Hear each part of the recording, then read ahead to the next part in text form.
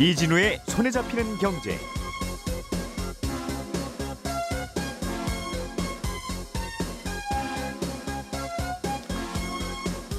안녕하십니까, 이진우입니다. 일본에서 국민 메신저라고 불리는 우리는 일본의 카톡이라고 부르는 라인이라는 서비스가 있습니다. 네이버와 일본 기업인 소프트뱅크가 주인인데요. 일본 정부가 네이버에게 라인 지분을 팔라고 압박을 하고 있습니다. 이게 자칫 한일 간 외교 분쟁으로 비화될 가능성도 제기되고 있어서요. 이 내용 자세하게 좀 들어보겠습니다. 요즘 제2금융권으로 불리는 새마을금고, 농협, 수협, 신협 등에서 돈을 빌려간 분들의 연체율이 빠르게 오르고 있습니다. 구체적인 상황 이것도 좀 자세하게 들어보죠. 4월 29일 월요일 손에 잡히는 경제 시작합니다.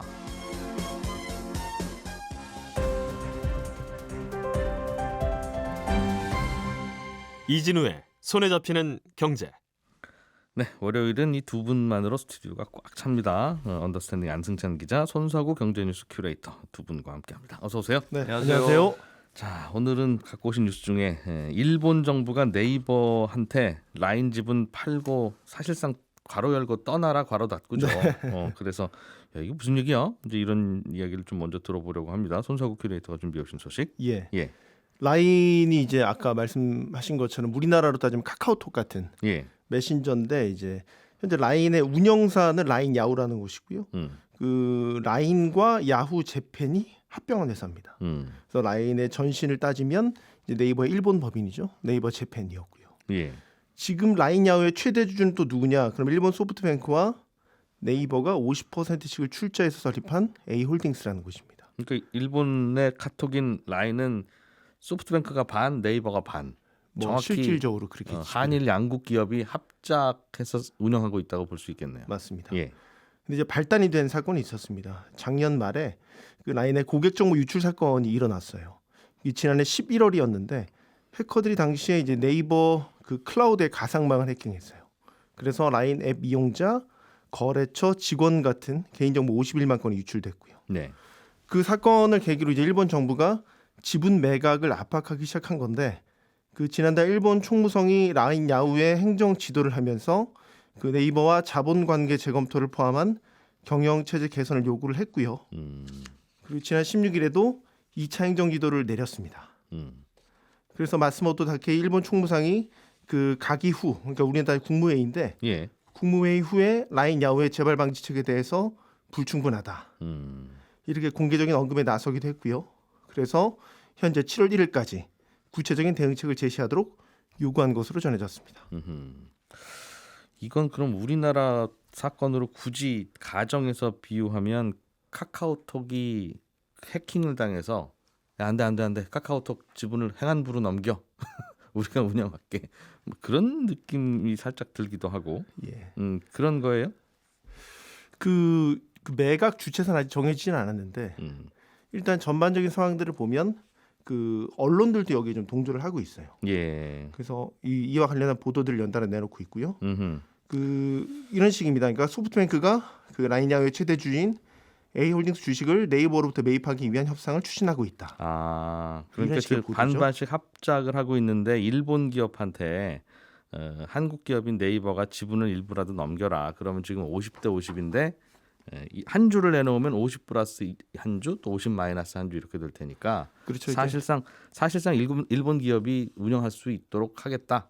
그런 얘기인가 보네요. 그러니까 상황을 정리를 해보면 이제 라인의 고객 정보 유출 사건을 계기로 해서 일본 정부가 행정 지도를 통해서 네이버의 라인에 대한 경영고를 포기하도록 압박하고 있고 예. 일본 관료나 보수 언론 등이 이를 부추기는 그런 모양새입니다.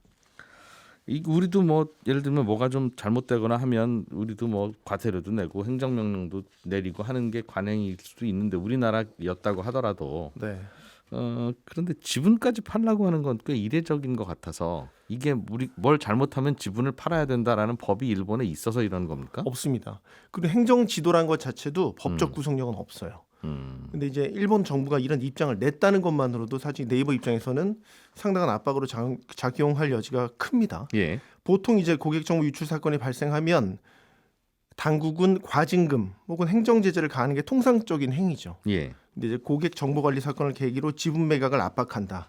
그 자체가 상당히 과하고 논리적으로도 굉장히 비약이요. 이런 분석이 좀 지배적이고요. 예. 형평성 문제도 있습니다. 그 해킹 사건을 이유로 퇴출시키려고 한다면 네이버 라인의 사고 규모나 위험성은 그렇게 높진 않아요. 그러니까 일본 상장 기업이 작년에 공표했던 개인정보 사건만 175건이고요. 유출된 개인정보 건수가 4천만 건이 넘습니다. 예. 이 가운데 100만 건 이상 유출된 사고만 8차례 터졌고요. 대표적인 게 이제 지난해 10월에 일본 대표 통신사인 NTT 니시 일본에서 터졌는데 이 시스템 위탁 업체의 파견 사원이 개인 정보를 외부에 팔았어요. 예. 그래서 사용자 정보 928만 건이 유출되는 사고가 그때 발생을 했었는데 일본 총무성이 이에 대해서 지난 2월에 재발 방지책을 마련해라 이렇게 행정 지도를 똑같이 내린 거예요. 근데 이후에 NTT 니시 일본이 내놓은 관리 감독 강화라는 개선책에 대해서 이제 일본 총무성이 받아들인 거죠. 그러니까 어디서는 비슷한 사고 일어나도 그냥 주의하겠습니다라고 하면 통과. 그렇죠. 라인에서 이런 일이 벌어졌으면 네이버의 주식을 팔게 하라라고 하는 게 좀 똑같은 사건이라도 보기 힘들지 않아요? 928만 건의 개인 정보가 유출이 됐고 한 어떤 그 직원의 어떤 도덕적 해이에 따라서 개인 정보를 외부에 판 사건인데 다른 기업에서 벌어진 사고는 더 악질이었다는 말씀이군요. 그렇죠. 51만 건이 유출된 네이버 라인에 대해서는 이 2차례 행정 지도를 한 것도 매우 이례적이라는 평가가 나오고요. 여기에다가 이제 지분 매각까지 압박을 하니까 형평성에 맞지 않다 이렇게 볼 수밖에 없는 거죠. 알겠습니다. 뭐 들려오는 소식 뭐 그쪽의 논리로는 두 기업이 합작법인인데 네. 그 네이버가 이런 그 서버나 인프라들 관리를 하다 보니까 네이버 말고 다른 쪽에다가 관리하라고 하기는 어렵고 두 회사의 지분 구조상 네. 네이버가 관리하니까 계속 이렇게 구멍 나는 거 아니냐. 예. 그러면 관리 주체를 바꿔야 되는데 관리 주체를 바꾸겠다라는 것을 포함해 지금 방지책 1차로 내놨는데 그것과 다 부족하다라고 해서 2차 행정지도까지 지금 나온 그런 상태입니다. 그렇군요. 그러니까 한국 기업이니까 괜히 그 한일 간의 감정 때문에 그러는 거라고 그럼 굳이 유추하자면 그럴 수 있는 거예요? 아니면 네. 국민 메신저라고 하는 이 서비스가 워낙 이제 퍼블릭 서비스가 됐다 보니 이거를 외국 기업의 입김 그들의 입장에서는 외국 기업일 거 아니겠습니까? 그러니까 복합적인 것 그쪽에서, 같아요. 네. 그 입김을 계속 받도록 놔두는 게 불편하다라는 뜻일까요? 그렇죠. 그러니까 복합적인 것 같은데 일단 합리적인 의심은 이런 겁니다. 자국의 대표 메신저 플랫폼을 한국 기업이 개발을 했다. 그래서 그 기업이 경영하고 있는 상황을 마땅치 않게 여기는 게 아닌가. 그래서 보안 사고를 핑계로 네이버를 내쫓으려 하는 건 아닌가 이런 의구심을 갖게 되고 과거에도 이제 비슷한 일이 있었는데 2021년에도 그 개인 정보가 한국 서버에 보관 중이고 그 개인 정보 관리를 또 일부는 중국 위탁 회사에서도 하고 있어서 중국 현지에서도 이제 개인 정보를 들여다볼 수 있는 것으로 확인이 되면서 당시에는 라인에 대한 보이콧 움직임이 상당히 거셌어요. 일본 사람들 사이에서 말이죠. 그리고 당시에 경영진이 사과를 했고 개인정보 관리에 대한 대책을 발표를 하면서 수습은 됐지만 지금 3년 만에 비슷한 사고가 발생을 했고 이번에는 일본 정부가 나섰다. 그리고 라인 자체가 퇴출이 아닌 네이버를 퇴출시키라고 한다. 이런 차이가 있는 거죠. 말씀드린 대로 이제 행정지도가 법적 효력은 없지만 일본 사회가 관료제가 되게 강하게 자리를 잡고 있는 나라입니다. 그래서 더욱이 라인의 사업 같은 경우는 이제 정부 인허가가 걸려 있는 통신 서비스지 않습니까? 그래서 네이버가 상당한 압박을 받을 것이다. 이런 분석이 나오고 최근에 신중호 라인야후 최고 제품 책임자 겸 대표이사가 스톡옵션 일부를 포기한 사례가 있었어요. 이게 지금 일본 정부의 지분 매각 압박과 연관돼 있을 거다. 이런 분석도 나옵니다. 그렇군요. 알겠습니다. 이건 뭐 그럼 우리 정부도 좀 나서서 이제 정부 간의 이야기를 좀 해야 될 문제로 커지고 있다는 말씀이신 것 같은데. 네. 어떻게 보세요? 아직 공식 대응은 자제를 하고 있습니다. 하지만 우려를 표명을 하고 또 사태 파악, 현지 동향 파악에 나선 모습인데 지난 주말이었습니다. 외교부가 당국자를 통해서 일본 정부에 우리 기업에 차별이 있으면 안 된다라는 기본적인 입장을 내놓긴 했고요. 예. 이 문제와 관련해서 네이버 측 입장을 확인하고 또 일본 측과도 소통해 나갈 것이다. 이런 입장을 내놓았습니다. 우리 정부가 만약에 본격 맞대응에 나서면 이 문제가 외교 분쟁으로 번질 수 있다는 전망이 나옵니다. 예. 그래서 전문가들은 이걸 한일 간의 문제로만 볼 게 아니라 국제 통상 질서를 교란시키는 국제사회 문제로 대응을 해야 된다. 그래서 정부가 기업의 보호자 역할을 해줄 필요가 있다. 이런 조언들을 내놓고는 있는데 일각에선 우리나라와 일본 간의 역사 같은 특수관계를 고려할 때 외교 분쟁으로 확대될 경우에는 네이버의 또 다른 불이익으로 작용할 수 있고 자칫 일본에 진출한 다른 우리 기업들에게도 이게 불똥이 튈 수 있다는 우려가 나오고 있습니다. 근데 이게 일본 정부의 이런 식의 압박이 나쁜 선례로 남아서는 안 될 것 같아요. 이게 네이버 라인이 사실 국내보다는 일본 같은 해외에서 뿌리를 내린 해외 서비스입니다. 예. 태국에서는 5,500만 명, 대만에서는 2,200만 명의 사용자를 확보를 하고 있습니다. 예. 그래서 일본에서 만약에 네이버가 개인정보 유출 사건을 이유로 이런 식으로 퇴출당하는 선례를 남기게 되면 아, 다른 나라에서도 이게 비슷한 요구나 압박을 받게 될 수 있지 않겠습니까? 어떤 상황인지 알겠어요. 네, 입장을 바꿔서 생각해 보면 우리나라의 국민 메신저 카카오톡이 없고 네. 위챗이나 왓츠앱을 우리가 쓰고 있을 수도 있지 않겠습니까? 텔레그램을 물론 쓰든 카카오톡이 없었다면 그렇게 네. 썼겠죠, 당연히. 그럴 경우에 뭔가 문제가 생기거나 그러면 예전에 카카오톡에서 문제가 생겼을 때는 좀 관리 좀 잘하고 좀 그러지 좀 진짜 이러고 말았는데 네. 예를 들면 텔레그램을 전 국민이 쓰고 있는데 이게 자꾸 뭔가 유출이 되고 그러면 야 우리가 자꾸 러시아 서비스를 계속 써도 되는 거야? 하는 여론이 있을 수 있겠죠. 당연히 근데 이제 이게 한 사례만 있는 게 아니고 페이스북이라든지 네. 각종 SNS나 이런 플랫폼들에 대해서 개인정보 유출 사건은 계속해서 있어 왔거든요. 그때 문제가 됐던 건 이제 서버를 어디에 두느냐. 네. 해외에 뒀을 경우에는 우리 정보가 해외로 나가는 거에 대해서 무방비로 이렇게 놔둬도 되냐 이런 비판이 일고 있는데 여기에 대한 제재가 문제인데 제재가 과징금이나 각종 행정 제재는 가능한데 지분 매각을 하라고 하는 경우는 과하죠. 과하죠. 당연히 받아들인 입장에서는 매우 과한데 그렇죠. 저는 이게 자칫하면 중요한 IT 서비스에 대해서 최근에 미국에서도 틱톡 퇴출하려고 그러잖아요. 그게 그렇죠. 사실은 SNS 서비스를 국민이 누가 쓰든 그게 사실은 크게 큰 문제가 뭐가 있겠습니까? 그러나 고민하고 이게 다 서버의 정보가 다 적국으로 간다고 가정하면 할 수 있는 서비스는 아무것도 없으니까 거기에 드는 이유가 항상 안보. 그렇겠죠. 네. 또 뒤집어 말하면 중국도 유튜브 못 보게 하잖아요. 다른 이유지만. 네. 그래서 이런 국민 보편적인 서비스가 이제 번져 나갈 때 이게 자국민한테는 허락 안 할 수도 있겠구나. 점점 더 이렇게 벽을 세워가면서 각국들이 꼭 이게 이것만뿐만이 아니라 네. 그런 생각이 드네요. 알겠습니다. 이건 좀 진행 상황 계속 좀 업데이트를 해봐야 되겠어요. 한승찬 기자 갖고 오신 소식으로 좀 넘어가 보죠. 네. 또 좋은 소식은 아닌데 새마을금고에서 돈 예. 빌려간 분들이 요즘 연체율이 높아지고 있습니까? 그렇습니다. 지금 새마을금고 작년 말 연체율 기록을 보니까 5% 수준이었거든요. 근데 올해 들어서 지금 연체율 수치가 더 뛰고 있다. 그래서 금융당국이 파악하기로는 거의 현재 한 8% 수준까지 연체율이 뛴 걸로 보이고요. 예. 작년에 그 자산관리공사 캠코가 이 새마을금고 위험하다. 그래서 부실채권을 1조 원어치 인수해주면서 조금 잠잠해지나 했었는데 예. 올해 들어서도 상황이 좀 더 나빠지고 있는 건데 기본적으로는 부동산 PF 시장이 아직 정상화되지 않아서 그렇다. 이런 이유가 있고 또 새마을금고도 열심히 부실채권 정리를 하고는 있습니다만 예. 이게 또 누군가는 헐값이라도 이거 사줘야 되는 게 해결이 돼야 되잖아요. 근데 네. 사가는 쪽에서는 급할 게 없고 급한 건 새마을금고 쪽이니까 자꾸 시간 끌면서 가격만 떨어지니까 잘 팔리지도 않고 제대로 가격도 못 받는 그런 상황이 벌어지고 있고요. 조금 더 디테일한 이유로는 새마을금고가 6월 말 12월 말 결산 이렇게 두 번 결산을 합니다. 근데 예. 작년에 12월 말 결산을 앞두고 연체를 조금이라도 낮춰보자. 그래서 PF 만기를 조금씩 연장한 것들이 있어요.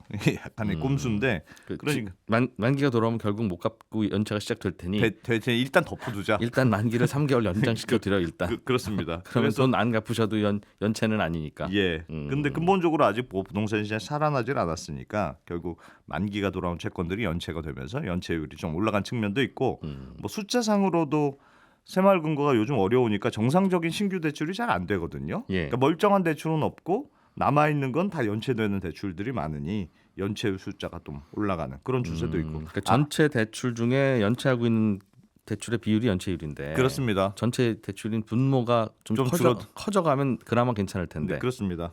그것도 안 되고 있고. 네, 그래서 이대로 놔두면 새마을금고의 연체율이 10% 이상은 올라갈 수 있다 이렇게 우려가 되고 있거든요. 그래서 정부 당국하고 캠코가 하여튼 추가적으로 부실 채권을 좀 사주는 방안으로 협의를 하고 있습니다. 시장에다가 부실 채권 내놓으면 헐값에나 팔리지 그런 문제가 생기군요. 예, 결국은 부동산 PF 대출 받아갔다가 못 갚는 분들 때문에 생기는 현상이라는 거죠? 그렇습니다. 주로. 네, 그렇습니다. 그러면 결국 캠코는 정부기관인데 네, 나라 돈으로 새마을금고한테 담보로 맡기고 돈 빌려간 사람들이 맡긴 담보 예. 그거를 시중 가격보다 비싸게 좀 사주자는 얘기네요, 결국. 그렇습니다.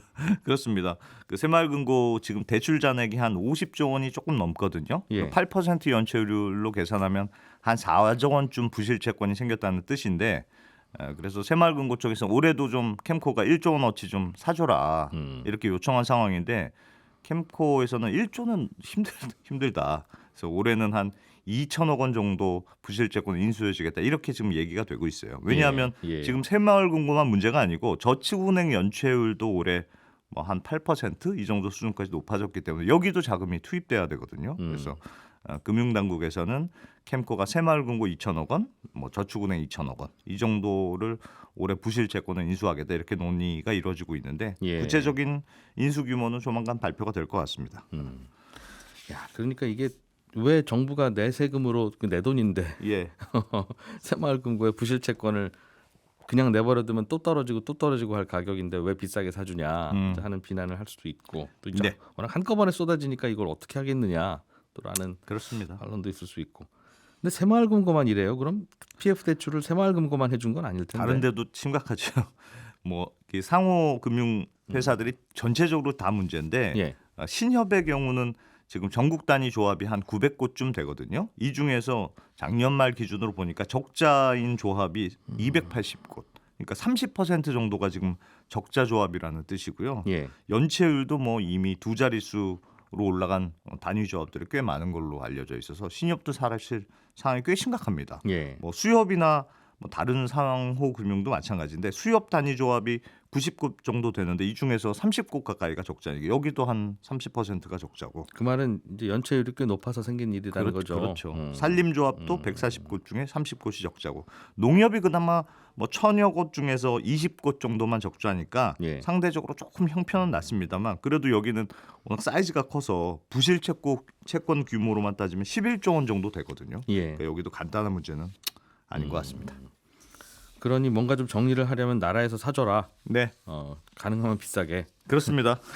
그리고 그 나라라고 하는 게 캠코 한국자산관리공사가 나오라는 건데 예. 캠코가 원래 이런 거 하는 기관이에요. 원래 이런 거 하는 기관입니다. 부실 채권 인수하고 뭐 하는 건데 그래서 어려운 시절이면 항상 캠코가 등장하는데 문제는 캠코가 조금 여유가 없다는 게 문제예요. 올해 초에 캠코가 그 소상공인들 자영업자들 채무 조정 해주는 새 출발 기금이라는 프로그램이 있는데 예. 이 프로그램 대상을 대폭 확대했거든요. 원래는 코로나19로 피해 입은 분들한테 뭐 만기 연장해주고 이자 깎아주고 원금도 줄여주고 하는 프로그램인데 올해 들어서는 코로나19 피해자 아니어도 어려운 가게 사장님들은 다 신청할 수 있습니다. 이런 식으로 신청자를 넓혔단 말이에요. 그래서 예, 신청자가 몰렸고 이거 감당하느라고 1분기에만 캠코가 8천억 원어치 채권을 발행했습니다. 이거는 소상공인 자영업자가 진 빚을 또 캠코가 그렇습니다. 대신 갚아주는 프로그램입니까? 예, 그렇습니다. 근데 보통 캠코의 채권 발행량이 연간 한 1조 원어치 정도고 작년에 진짜 많이 발행해서 1조 9천억 원어치 채권을 발행했는데 예. 올해는 1분기에만 8천억 원어치 발행했으니까 뭐 유독 많았던 작년하고 비교해도 지금 1년 연간 40%를 1분기에 지금 다 소진한 셈이거든요. 네. 근데 캠코가 하여튼 뭐 새마을금고 그냥 가만 놔둘 수는 없으니까 또 채권을 추가로 지금 발행할 수밖에 없는 상황인데 문제는 이렇게 캠코 같은 공사체가 시장에서 채권 발행을 많이 하면 시중 금리가 굉장한 영향을 받습니다. 캠코가 돈 구하러 다니니까 큰 돈 구하러 다니니까. 그렇습니다. 왜 예전에 그 레고랜드 때 금융시장이 가뜩이나 불안할 때 한국전력이 당시에 전기요금 인상 안 된다고 그래서 채권을 대량으로 발행하면서 채권 시장이 난리가 났었던 적이 있었거든요. 금리가 많이 올랐죠. 그렇습니다. 한전이 목돈 구하러 다니니까. 게다가 한전 같은 이제 정부가 보증하는 공기업 채권이 신용도가 매우 좋은데 이런 채권들이 쏟아져 나오니까 나머지 신용도가 좀 떨어지는 회사채, 기업 회사채는 뭐 거들떠도 안 보게 되니까 이런 회사들이 자금을 구하려면 발행 금리는 엄청나게 올려서 발행할 수밖에 없는 상황이 됐거든요. 그러니까 예. 마찬가지로 이번에도 캠코 같은 공사에서 채권을 대량으로 발행하면 뭐 똑같은 일이 일어나는 거 아니냐 이런 걱정이고요. 요즘 뭐 미국에서 기준금리 인하가 좀 늦어지는 거 아니냐 그래서 미국의 시장금리도 꽤 오르고 있는 상황인데 여기다 캠코채 같은 공기업 회사채가 시장이 왕창 풀리게 되면 시중금리도 다시 상승하는 혼란을 겪게 되는 거 아니냐 뭐 이런 걱정들이 나오고 있습니다. 그럼 됐네요. 돌고 돌아서 시중 금리가 올라가는 쪽으로 압박을 받게 된다. 그렇습니다. 캠코가 돈 구하러 다녀야 되니까. 네. 예, 저희는 여기까지 듣고 광고 잠깐만 듣고 친절한 경제로 이어가겠습니다. 네, 오늘은 청취자 정미영 씨가 뉴스를 듣다 보니까 요즘 외국인들이 주식을 팔고 있는데 그 이유가 환율이 자꾸 올라서 파는 거다라고 설명을 하더라. 그런데 혼자 곰곰하게 생각해 보니까 환율이 오르면 이게 달러 가격이 비싸지는 거니까 외국인들 입장에서는 우리나라 주식 판 돈을 환전해서 달러로 바꿔 나갈 때 이게 더 부담스러워지고 불리해지는 건데 왜 하필 환율이 오르는 때 굳이 주식을 파는 건가요? 좀 기다렸다가 환율이 낮아질 때 파는 게 더 외국인들에겐 유리한 거 아닌가요? 이런 질문을 주셨습니다.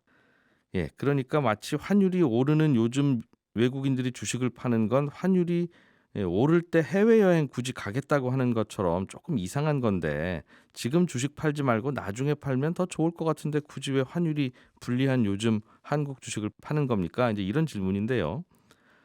이유는 간단합니다. 환율이 지금보다 더 나빠질 것 같으니까, 이제 더 올라갈 것 같으니까 지금이라도 판다는 거죠. 마치 주가가 많이 내렸는데 왜 주식을 파세요? 오히려 사셔야지. 이제 이런 질문에 대해서 주가가 더 내릴 것 같으니까 지금이라도 팔아야 할 거 아니냐라고 답을 하는 것과 같습니다. 물론 외국인들 중에는 요즘처럼 환율이 오를 때, 그러니까 달러가 대접받는 시절에 달러를 갖고 들어와서 환전해서 한국 주식을 사면 이게 한국 주식을 예전보다 더 싸게 사는 셈이니까 오히려 저가 매수의 기회로 보는 경우도 물론 많이 있습니다만 일반적으로 외국인들은 요즘처럼 환율이 오를 때는 한국 주식을 파는 경향이 강합니다. 환율이 이렇게 오를 때 한국 주식을 파는 또 하나의 이유가 하나 더 있는데요. 환율이 오른다는 건 달러 가치가 오른다는 뜻이고 그건 전 세계 경제가 별로 안 좋고 분위기가 뒤숭숭하다는 의미거든요. 이제 그럴 때는 외국인들도 전체적으로 투자 비중을 줄이고 현금화를 좀 하고 싶은데 외국인들이 현금 마련하기가 제일 만만하고 좋은 나라가 바로 한국이기 때문입니다. 우리나라 주식시장은 비슷한 성격의 이머징 마켓 시장들 중에서는 그래도 시장이 활발해서 거래량과 거래 대금이 늘 많은 시장이거든요. 그래서 외국인들이 좀 팔더라도 가격이 크게 내려가지 않아서 별로 손해 안 보고 많은 물량을 팔 수 있습니다. 그래서 외국인 투자자들은 급전이 필요하다라고 하면 일단 한국 시장에서 주식을 팔려고 하는 습성이 있고요. 또 반대로 여윳돈이 생기면 한국 주식을 사두는 습성도 있습니다. 한국 주식을 들고 있으면 돈 필요할 때 쉽게 또 팔 수도 있으니까요. 그래서 환율이 오르면 전 세계적으로 달러가 요즘처럼 강세가 되면 이거 전 세계 경제가 좀 뒤숭숭하구만. 그럼 주식 팔아야지. 근데 어느 나라 주식을 팔지? 그러다가 한국이 주식 거래가 좀 활발하니까 한국 주식 파는 게 낫겠구나. 이런 경우가 많고요. 그래서 꼭 한국 주식이 더 나쁘고 내릴 것 같아서가 아니라 환율이 오르면 주식을 좀 정리할 때 한국 주식 정리하는 게 좀 편하고 마음이 푸근하기 때문에 한국 주식을 파는 외국인들이 많아지는 겁니다. 질문 보내주신 정미영 씨께는 저희가 준비한 선물 보내드리겠습니다. 예, 저는 내일 아침 8시 30분에 다시 찾아오겠습니다. 이진우였고요. 함께해 주신 여러분 고맙습니다.